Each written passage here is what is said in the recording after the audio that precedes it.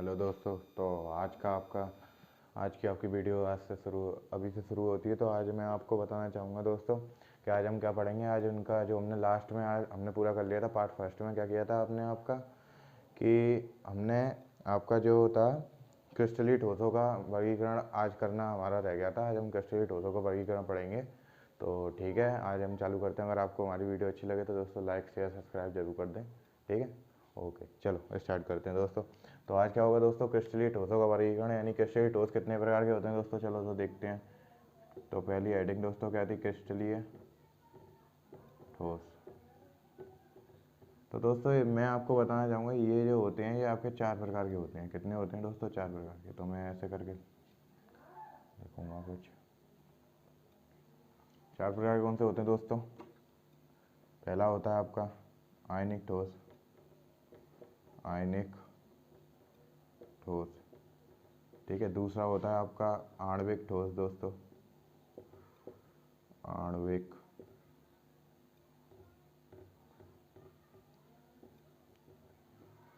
आणविक ठोस, ठीक है। तीसरा होता है आपका धात्विक ठोस दोस्तों। धात्विक ठोस, ठीक है। और चौथा आपका होता है सहसंयोजी ठोस। सहसंयोजी ठोस,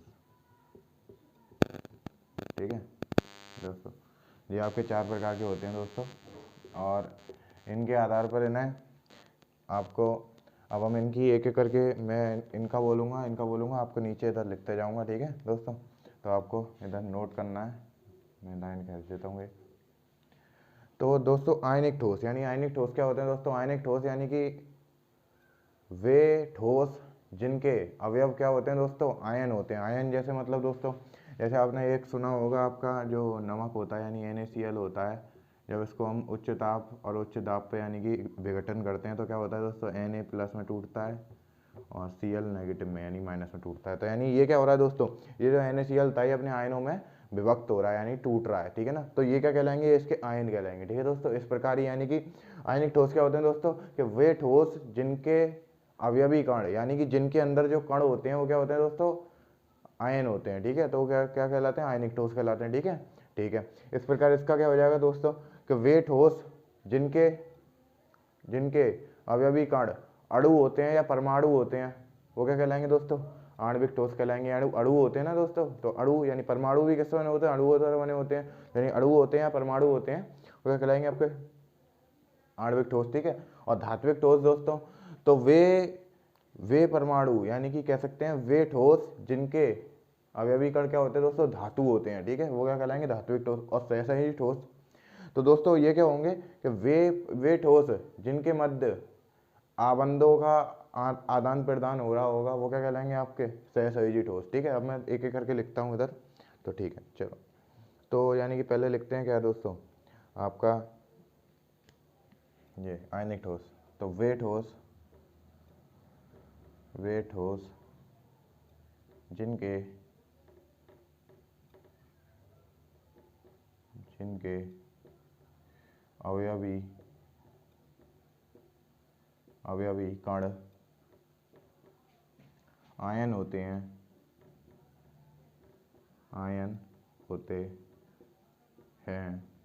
क्या कहलाते हैं दोस्तों, जिनके कण आयन होते हैं दोस्तों क्या कहलाते हैं आपका आयनिक ठोस। आयनिक ठोस कहलाते हैं, ठीक है। आयनिक ठोस कहलाते हैं। अब दोस्तों यानी आयनिक ठोस कहलाते हैं, ठीक है।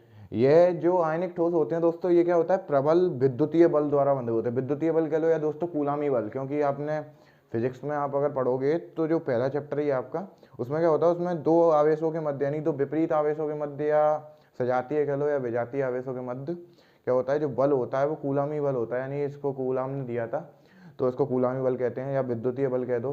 तो ये जो होते हैं आयनिक ठोस ये आपस में क्या होते हैं दोस्तों, विद्युतीय बल या कूलामी बल द्वारा आपस में बंधे होते हैं, ठीक है। तो ये भी लिख देंगे दोस्तों, इनके अवयवी कण कण प्रबल प्रबल विद्युतीय विद्युतीय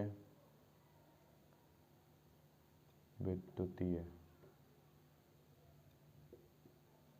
विद्युतीय बलों द्वारा बंधे बंधे होते हैं। ठीक है, यानी ये प्रबल विद्युतीय बलों द्वारा बंधे रहते हैं। ठीक है दोस्तों, और अगली बात दोस्तों कि इनका क्वथनांक और जो गलनांक होता है ये भी काफ़ी उच्च होता है दोस्तों। क्या होता है दोस्तों, इनका क्वथनांक और गलनांक काफ़ी उच्च होता है, तभी हम इनको तोड़ सकते हैं। जैसे मैंने आपको बताया NaCl, तो NaCl को तोड़ना दोस्तों नॉर्मल कंडीशन में तो आसान नहीं है, बट इसको उच्च ताप देना पड़ता है, यानी उच्च ताप देना पड़ता है, यानी कि ताप भी क्वथनांक भी यानी उच्च होगा इनका। ठीक है, तो यानी इनका क्वथनांक और गलनांक भी उच्च होता है। ठीक है, तो ये भी लिख देंगे, इनका क्वथनांक व गलनांक उच्च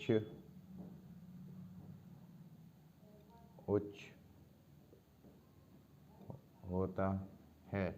और ये दोस्तों जो होते हैं ये विद्युत धारा के चालन करते हैं, यानी विद्युत धारा चालन आप जानते होंगे दोस्तों। विद्युत धारा चालन क्या होता है, जो विद्युत धारा को प्रभावित करता है वो विद्युत धारा चालन कहलाते हैं, क्योंकि इनमें आयनों का आदान प्रदान हो रहा है दोस्तों, तो इसलिए क्या है, ये विद्युत धारा का चालन करते हैं। ठीक है, तो क्या होगा, यह है विद्युत, यानी कहते हैं तो गलित अवस्था में दोस्तों, यानी कि गली हुई अवस्था में, यह है गलित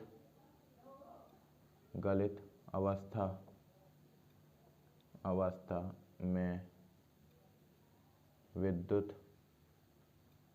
धारा का चालन करते हैं। ठीक है, ये हो गया इसके बारे में पूरा दोस्तों। ठीक है, और एग्जाम्पल की बात करो तो दोस्तों एग्जाम्पल की बात क्या हो जाएगी, इसका एग्जाम्पल मैं इधर लिख देता हूँ दोस्तों। एग्जाम्पल क्या हो जाएगा, इसका एग्जाम्पल आपका हो गया NaCl, जैसे कि KCl, और क्या हो जाएगा दोस्तों आपका MgCl2, ऐसे करके दोस्तों बहुत होते हैं ETC। ठीक है, ये इसके हो गए। और आणविक ठोस की बात करें, आणविक ठोस क्या होते हैं दोस्तों, तो आणविक ठोस यानी जिनके मध्य परमाणु क्या होते हैं दोस्तों, जिनके मध्य अवयवी कण क्या होते हैं, अणु होते हैं। तो इधर लिख देता हूँ दोस्तों, वे ठोस जिनके अवयवी कण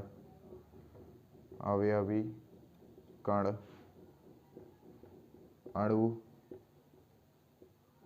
होते हैं, क्या कहलाते हैं दोस्तों, आणविक ठोस कहलाते हैं। ठीक है दोस्तों, कहलाते हैं। और दोस्तों ये आणविक ठोस हो गया। ठीक है, और ये क्या होता है आपस में दोस्तों, ये जो आणविक यानी कि जो अणु होते हैं इनमें, ये अत्यंत क्या होता है दोस्तों, दुर्बल बंधों द्वारा बंधे होते हैं। यानी कि दुर्बल बंध, जैसे दुर्बल बंध का मतलब हो गया जैसे कि बहुत पास तो होते हैं, बट क्या होता है इनके मध्य की दूरी भी बहुत ज़्यादा होती है, तो उसलिए क्या होता है दोस्तों, ये अणु जो होते हैं ये बहुत दुर्बल बंधों द्वारा बंधे होते हैं। ठीक है, यानी लिख देंगे इसमें भी कि इनके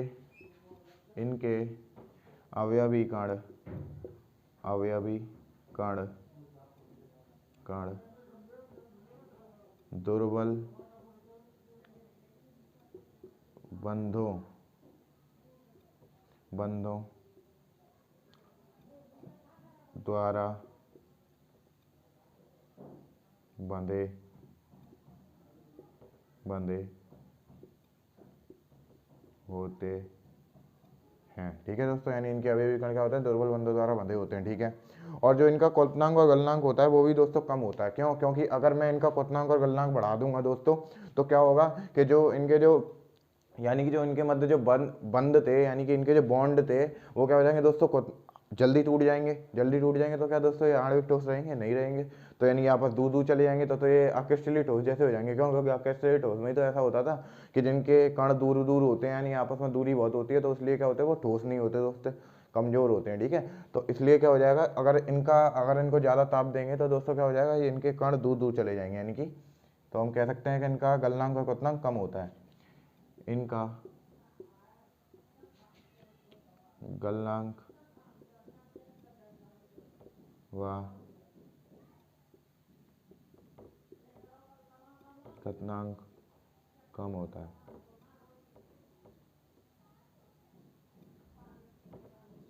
कम होता है, ठीक है। गलनांक और क्वथनांक क्या होता है दोस्तों, कम होता है।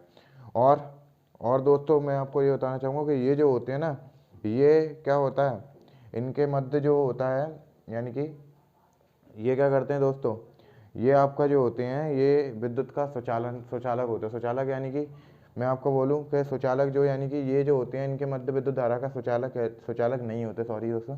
यानी क्या होता है, इनके मध्य जो विद्युत धारा होती है वो प्रवाहित नहीं होती है, ठीक है। विद्युत धारा प्रवाहित नहीं होती, यानी कि क्या कहेंगे, इनके मध्य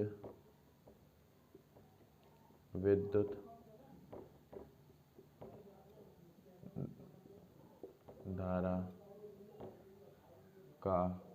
धारा का प्रवाह नहीं होता, का प्रवाह नहीं होता, ठीक है दोस्तों। इसके एग्जाम्पल दोस्तों, जैसे इसके एग्जाम्पल क्या हो जाएंगे दोस्तों, इसके एग्जाम्पल जैसे बर्फ़ हो गया आपकी, और दोस्तों बर्फ़ हो गया, और आपका क्या हो जाएगा दोस्तों, चलो बर्फ़ हो गया, आयोडीन I2 हो गया दोस्तों, ठीक है। और आपका sulphur SO2, bromine Br2 ETC, ठीक है। इस प्रकार होते हैं दोस्तों। और दोस्तों अब आगे की इसकी बात करेंगे, इस वाले की क्या करेंगे दोस्तों, देखो धात्विक ठोस। यानी कि धात्विक ठोस क्या होते हैं, जो वे परमाणु, यानी कि कह सकते हैं वे ठोस जिनके मध्य क्या होते हैं दोस्तों, कण धातु होते हैं, तो क्या कहलाएंगे, आपके धात्विक ठोस कहलाएंगे, ठीक है। लिख देते हैं इसको भी दोस्तों, वे ठोस जिनके अवयवी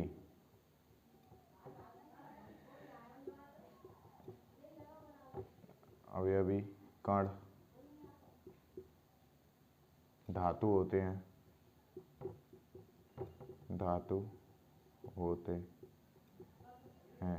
क्या कहलाते हैं दोस्तों, धात्विक ठोस कहलाते हैं, धात्विक ठोस कहलाते हैं, ठीक है। और दोस्तों ये क्या होता है, ये प्रबल धात्विक बंधों द्वारा आपस में बंधे होते हैं, यानी इनके जो कण होते हैं वो प्रबल धात्विक बंधों द्वारा बंधे होते हैं आपस में, ठीक है। तो लिख देते हैं, इनके कण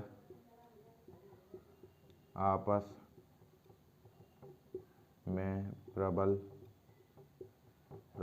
धात्विक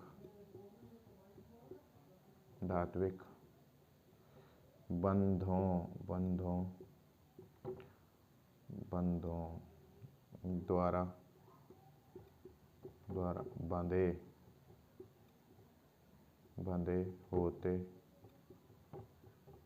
होते हैं, ठीक है दोस्तों। यानी ये प्रबल धात्विक बंधों द्वारा बंधे होते हैं आपस में।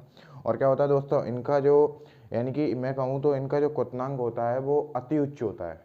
यानी क्वथनांक और गलनांक जो होता है वो अति उच्च होता है। क्यों? क्योंकि आपने कभी देखा हो कोई भी ठोस होता है, जैसे लोहा हो गया, लोहे को गलाने के लिए लगभग 1800 डिग्री सेल्सियस देना पड़ता है तापमान उसको, देखा दोस्तों। तो इसलिए वो क्या होता है, वो एक धातु होता है दोस्तों लोहा, यानी कि उसको टेम्परेचर बहुत ज़्यादा देना पड़ता है, तो इसलिए क्या होता है, इनके गलनांक और क्वथनांक उच्च होते हैं, ठीक है दोस्तों। तो लिख देते हैं, उच्च भी नहीं दोस्तों, अति उच्च होते हैं इनके गलनांक व क्वथनांक अति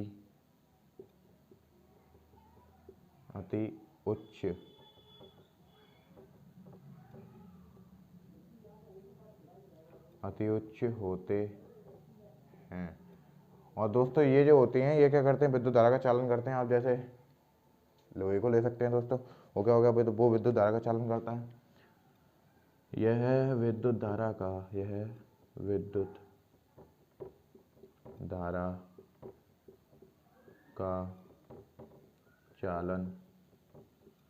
चालन करते हैं, ठीक है। और एग्जाम्पल दोस्तों इसका, पहला आपका दोस्तों फेरस यानी Fe, और दूसरा हो गया MgAl, और दोस्तों और जैसे कि आपका Na, केवल Na दोस्तों, NaCl तो आपका आयनिक ठोस में आ जाएगा, ठीक है, Na, क्योंकि Na जो होता है वो आपका ठोस अवस्था में पाया जाता है, जो सोडियम होता है वो केवल वो ठोस अवस्था में पाया जाता है, ठीक है। और सहसंयोजी ठोसों की बात करेंगे दोस्तों, इनके मध्य क्या होता है, इनके मध्य परमाणु होते हैं, और परमाणु आपस में किससे बंधे होते हैं दोस्तों, सहसंयोजी बंधों द्वारा बंधे होते हैं, ठीक है। तो यानी कि लिखेंगे इनके मध्य, इनके अवयवी कण परमाणु, क्योंकि दोस्तों परमाणुओं के मध्य सहसंयोजी बंध बनते हैं ना, तो इसलिए इनके अवयवी कण परमाणु होते हैं, जो कि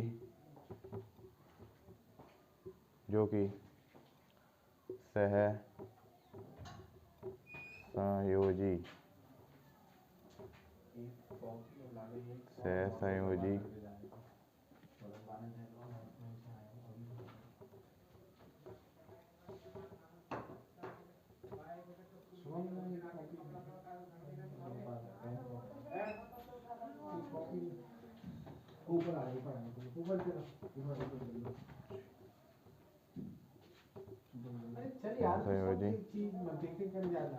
बंधों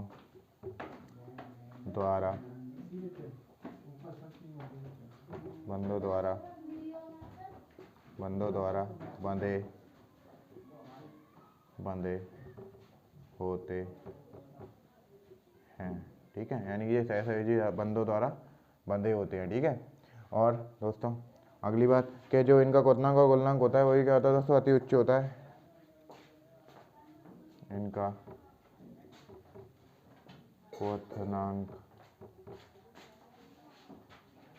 व गलनांक अति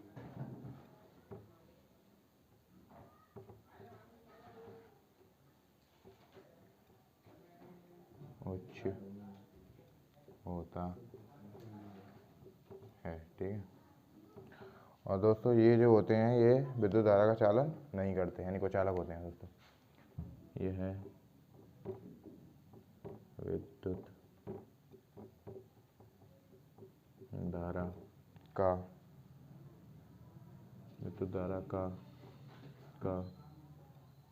चालन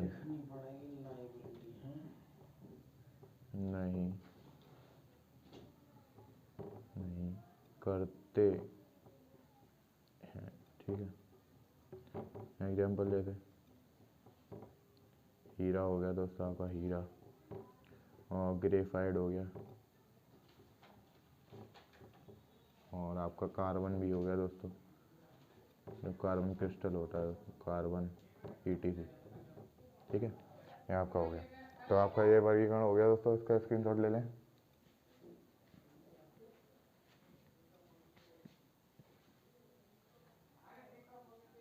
ठीक है, मैं अब इसको मिटा देता हूँ।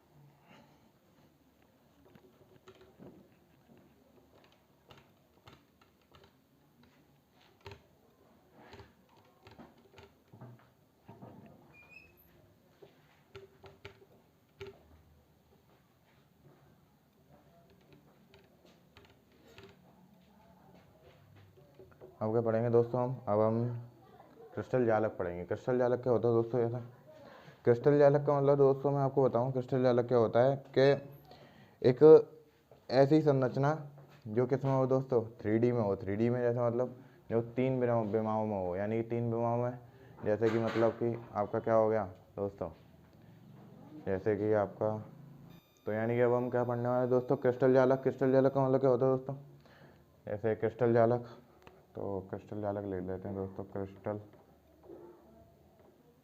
जालक, ये दोस्तों मार्कर का दिख रहा है, नहीं दिख रहा, देख लूँ मैं एक बार, चेक कर लूँ। तो दोस्तों ये कम दिख रहा है, इसको मैं मिटा के दोबारा लिखता हूँ, ठीक है। तो क्रिस्टल जालक, क्रिस्टल जालक, ठीक है दोस्तों, क्रिस्टल जालक क्या होता है। तो क्रिस्टल जालक यानी कि दोस्तों एक ऐसी संरचना जो कि हमें 3D में दिखाई देती है। 3D में जैसे दोस्तों आपने अभी तक 2D पढ़ा होगा, 2D जैसे आपने दोस्तों पढ़ा होगा समभुज, समकोण त्रिभुज ये होता है आपका दोस्तों, समबाहु त्रिभुज ये होता है, ठीक है। यानी ये क्या होते हैं दोस्तों, ये 2D होते हैं। 2D यानी कि दोस्तों अब 3D क्या होता है दोस्तों, 3D यानी कि मैं आपसे कहूँ तो 3D एक ऐसी चीज़ जो आपको मतलब समझने की कोशिश करना दोस्तों, जो आपको 3 दिशाएं दिखाए। यानी कि जैसे दोस्तों मैं एक प्लेन बनाऊंगा, यानी कि एक समतल बनाऊंगा, जैसे दोस्तों ये जो ये वाली जो रेखा होती है, यानी कि ये कौन सा होता है दोस्तों, ये आपका वाई एक्सेस होती है, यानी वाई अक्ष होती है, ये आपकी एक्स अक्ष होती है, और ये क्या होती है दोस्तों, जेड अक्ष होती है। तीसरी जो होती है वो जेड अक्ष होती है, ठीक है दोस्तों। तो यानी कि एक ऐसी संरचना जो तीनों अक्षों पर दिखाई देती है। यानी दोस्तों ये जो जेड अक्ष होती है, ये असलियत में ये क्या होती है, ये यानी कि इस प्रकार से होती है, यानी ये बाहर की ओर होती है इस प्रकार से, ठीक है। यानी कि मैं आपको समझाना चाहूँगा तो इस प्रकार से, यानी कि लगभग इस प्रकार से होती है, ठीक है दोस्तों। यानी कि ये आपका ये क्या हो गया, ये दोस्तों आपकी वाई अक्ष हो गई, ये एक्स अक्ष हो गई, और ये क्या हो गया दोस्तों आपका, ये आपकी जेड एक्सिस हो गई, ठीक है। इस प्रकार से होती है ये, मगर इधर तो ऐसे ही दिखा सकते हैं। तो यानी कि एक ऐसी संरचना जो कि ठोसों के मध्य त्रिविम, यानी कि त्रिविम का मतलब 3D, यानी कि ऐसी संरचना है जो कि ठोसों के मध्य क्या दिखाए दोस्तों, त्रिविम का प्रतिबिंब दिखाए। यानी कि जैसे मैं आपको दिखाऊं, जैसे मैं अब इसको मिटाने वाला हूँ दोस्तों, जैसे मैं आपको दिखाऊं त्रिविम, यानी कि दोस्तों जैसे मैं एक घन कैसे बनता है दोस्तों, घन बना के देखता हूँ, दिखाता हूँ आपको, बनाने की कोशिश करता हूँ।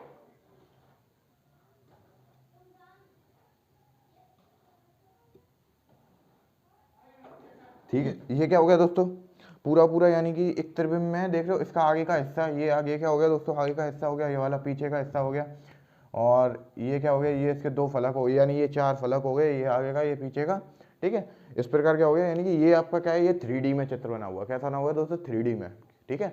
ये आपको एक सपोज दोस्तों, ये जो टॉपिक चल रहे हैं ना दोस्तों, इसको सोचना, क्योंकि मैं आपको इतना 3D में तो कोई देख नहीं सकता, ठीक है। इसको थोड़ा सा अपने आप में मन में मतलब कि सोचना कि ऐसा होगा, ठीक है, ये चीज़ महसूस करना, ठीक है। तो दोस्तों मैं आपको बताऊँ, यानी कि क्रिस्टल जालक क्या होता है कि ठोसों के मध्य जो अवयवी कण होते हैं वो त्रिविम संरचना, यानी कि नियमित और निश्चित व्यवस्था होती है, यानी वो आपका कहलाता है क्या, क्रिस्टल जालक कहलाते हैं, ठीक है दोस्तों।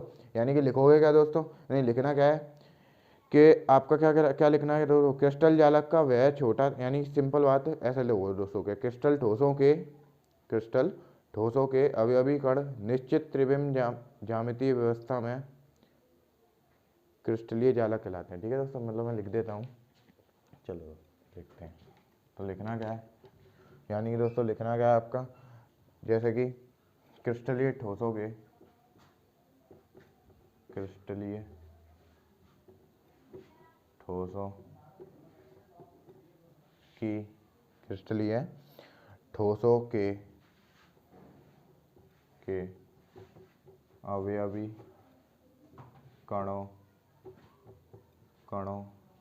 अवयवी कणों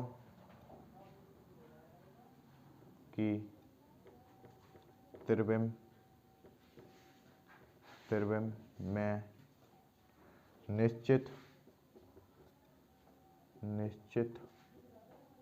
व नियमित व्यवस्था क्या कहलाती है दोस्तों, आपकी क्रिस्टल जालक कहलाती है, क्रिस्टल जालक कहलाती है, ठीक है ना दोस्तों। यानी कि मैं आपको समझाना चाहूँगा, यानी कोई भी क्रिस्टलीय ठोस है, अगर उसके अवयवी कण क्या होते हैं दोस्तों, अवयवी कणों की एक त्रिविम में यानी 3D में निश्चित ज्यामितीय व्यवस्था होती है, उसको क्या कहते हैं दोस्तों, यानी आपका क्या कहते हैं दोस्तों, उसको क्रिस्टलीय जालक कहते हैं, ठीक है ना दोस्तों। यानी कि त्रिविम में यानी कि 3D में उसकी क्या होगी दोस्तों, एक निश्चित व नियमित ज्यामितीय व्यवस्था होगी, ठीक है ना दोस्तों। ये भी आप ध्यान रखना। अब जैसे जैसे मैं आपको एक चित्र बना के आपको दिखाऊं, जैसे कि समझना, जैसे मैंने आपका वर्ग बनाया था, वर्ग,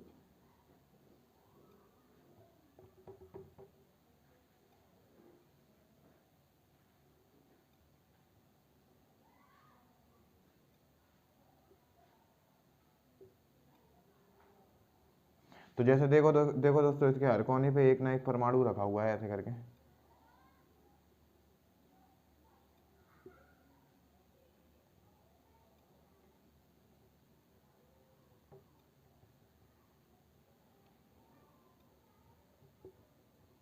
यानी ये जो आपकी संरचना हो गई वो क्या हो गया दोस्तों, ये आपका एक का कहलाएगा, क्रिस्टल जालक कहलाएगा, ठीक है ना दोस्तों। क्योंकि इसकी देख रहे हो दोस्तों 3D में हर परमाणु की अपनी अपनी एक निश्चित व्यवस्था है, ठीक है। ऐसा तो नहीं है परमाणु इधर आ जाएगा उधर हो जाएगा, नहीं, निश्चित व्यवस्था है, ठीक है। तो उसको क्या कहेंगे, आपका क्रिस्टल जालक कहेंगे दोस्तों। इसको मिटा ले, यानी इसको स्क्रीनशॉट ले लें, मैं इसको फिर मिटा लूँगा। तो आपने ले लिया होगा, ओके। अब दोस्तों अब पढ़ेंगे क्या दोस्तों, एकक कोष्टिका। एकक कोष्टिका क्या होती है दोस्तों, देखते हैं एकक कोष्टिका क्या होती है। एकक कोष्टिका मतलब एकक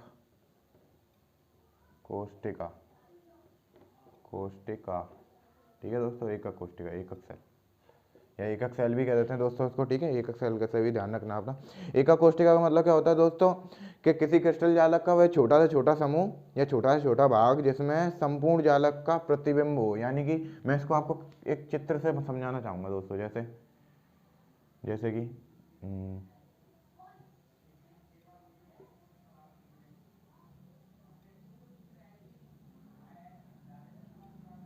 ऐसे करके दोस्तों बहुत से बना दें, ठीक है।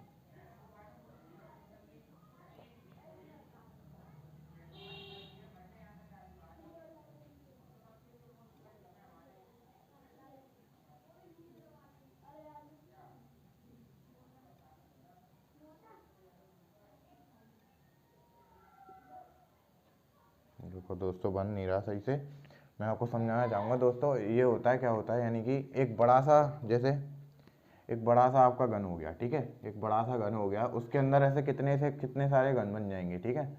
ऐसे बहुत सारे घन बन जाएंगे, ठीक है, लगभग लगभग,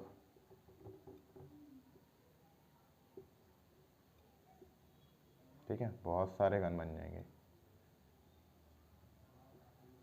और अगर इस क्रिस्टल के, यानी कि अगर किसी एक घन से संपूर्ण क्रिस्टल दिखाई देता है, यानी कि पूरे क्रिस्टल का प्रतिबिंब दिखता है, तो वो क्या कहलाता है दोस्तों, वो जो क्रिस्टल होगा वो आपका कहलाएगा एकक कोष्टिका, ठीक है। यानी कि किसी क्रिस्टल जालक के वे छोटे से छोटा भाग जिसमें संपूर्ण क्या होगा दोस्तों, संपूर्ण जालक का, यानी संपूर्ण जालक का क्या होगा दोस्तों, प्रतिबिंब हमें दिखे, ठीक है, वो क्या कहलाता है, एकक कोष्टिका कहलाता है, ठीक है। चलो तो लिख देते हैं दोस्तों, निकाल लिखेंगे दोस्तों, क्रिस्टल क्रिस्टल जालक जालक का वह छोटा से छोटा भाग जो जो क्या दोस्तों, जो किसी किसी क्रिस्टल के, यानी किसी संपूर्ण जालक का, या ऐसे लिखो, छोटा से छोटा भाग जो किसी क्रिस्टल क्रिस्टल क्रिस्टल जालक का संपूर्ण प्रतिबिंब क्या दोस्तों, प्रतिबिंब हो क्या कहलाता है दोस्तों, आपका एकक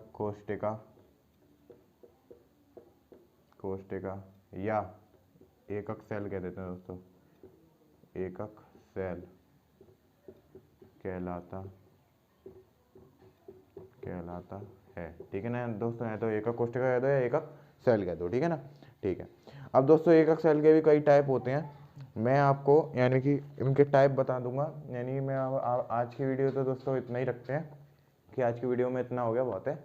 आज एकक कोष्टिका तक हो गया। अब कल इसका क्या चलेगा दोस्तों, एकक कोष्टिका के प्रकार चलेंगे, यानी ये भी 2 प्रकार के होते हैं दोस्तों, ठीक है। इनको हम कल बताएंगे। अगर दोस्तों आपको हमारी वीडियो अच्छी लगी हो, इसका आप स्क्रीनशॉट ले लें पहले, ठीक है, स्क्रीनशॉट ले लिया। अगर आपको हमारी वीडियो दोस्तों अच्छी लगी हो तो लाइक ज़रूर कर दें और सब्सक्राइब करना ना भूलें दोस्तों। और कमेंट के माध्यम से हमें बताएं कि दोस्तों कोई गलती हुई या बीच में और कोई भी डिस्टर्बिंग हुई। मेरे बोलने के ऊपर दोस्तों ध्यान दिया करो आप, कि मैं बोलना क्या चाहता हूँ, ठीक है, उसको समझने की कोशिश करो, ठीक है। और दोस्तों मैं आपको ये बताना चाहूँगा कि लास्ट वीडियो पे आपका बहुत अच्छा रेस्पॉन्स मिला था। मैं आपको इस प्रकार से मैं कोशिश करूँगा रेगुलर के रेगुलर वीडियो देने की, और आपके आधे घंटे 45 मिनट की वीडियो लगभग रहेगी, ठीक है। तो दोस्तों आई होप आपको वीडियो बहुत अच्छी लगी होगी और आप चैनल को सब्सक्राइब कर लें, ठीक है, और लाइक शेयर ज़रूर कर दें। Okay bye.